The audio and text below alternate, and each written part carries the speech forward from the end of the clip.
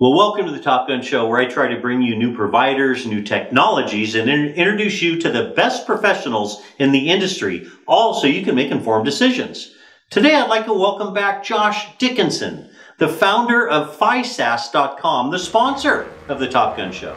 Josh co-founded HyperCore in 2016, which was sold to Nitel last year.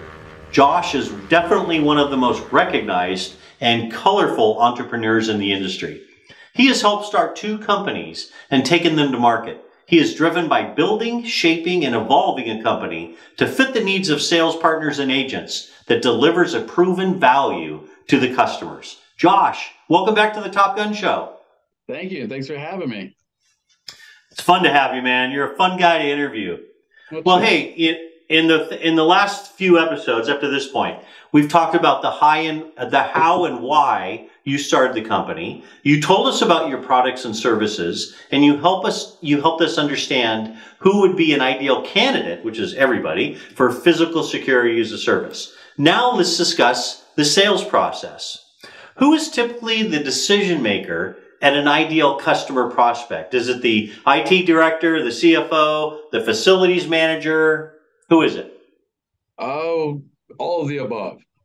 Thanks for that lead-in. No, it really is. It's a little bit of everybody. I've had HR managers being in charge of access control, where IT directors are in charge of the cameras. Access control based on who's fired, who's working, and needs to have access to the building. And then, of course, IT directors for the cameras to be able to see.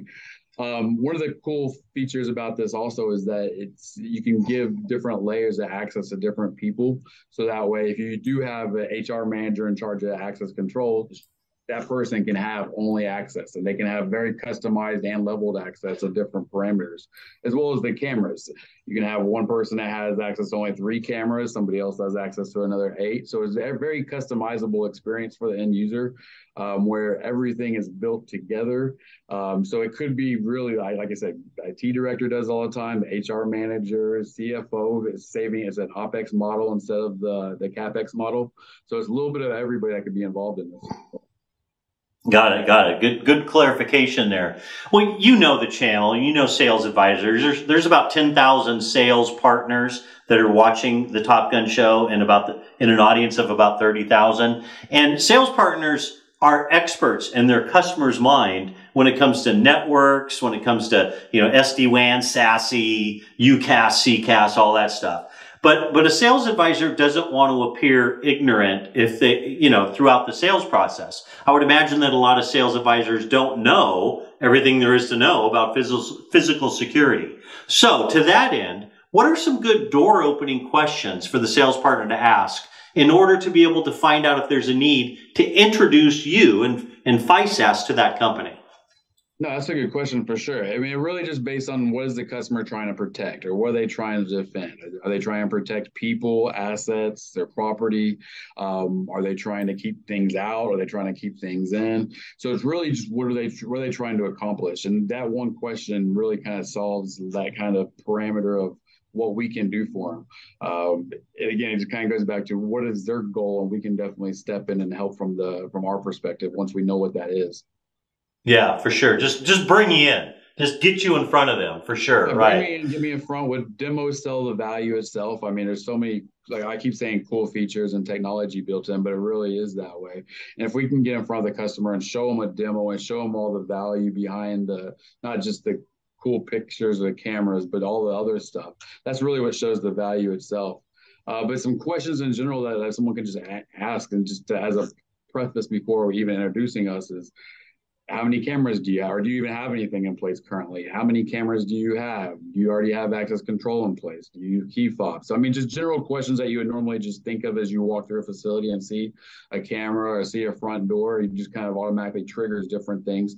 And the same way you would do it for you're selling internet or UCaaS. How many people do you have? Same kind of questions where you kind of just dig deeper and let them talk, and you kind of explore and just listen while you kind of just think about what the solution would be in the background. Yeah, I'm even thinking something simple like, how important is physical security to your company? Something like that. And then just listen, shut up and listen, right? That's exactly. I mean, people have massive warehouses with tons of assets worth millions or billions of dollars. Like, how are they watching that stuff? How do they know no one's leaving through the back door? So when you just kind of Right. bring up questions like that or fears in that kind of sense, then like you said, they just kind of talk and you just listen and they'll tell you exactly what they're looking for or what they think they're looking for. Yeah, exactly. Well, what are some gotchas that you've encountered? What are some challenges to be aware of with these types of projects? So cameras are pretty straightforward. Cameras only need a PoE switch and some kind of Cat5, Cat6 cabling. So that's really simple as far as a camera install. I got you on that. They may not have any wiring at all, or they may have old coax wiring in place. That would be really the gotchas as far as cameras go. The access control is always different. It's really the largest variable. Um, Someone's door could be all glass with glass panes on both sides, and you have to somehow get wiring into it. Or someone's door may have a magnetic strike or a crash bar or no wiring, or it could be plastic or a gate. I mean, there's just so many different variables when it comes to a door and what you're trying to do with it. Fire alarms kind of come into play as sometimes a red flag. So there's just different things like that where we just have to be wary of and make sure that we get the right certified and licensed people in place to do the actual installs and site surveys. Nice, nice.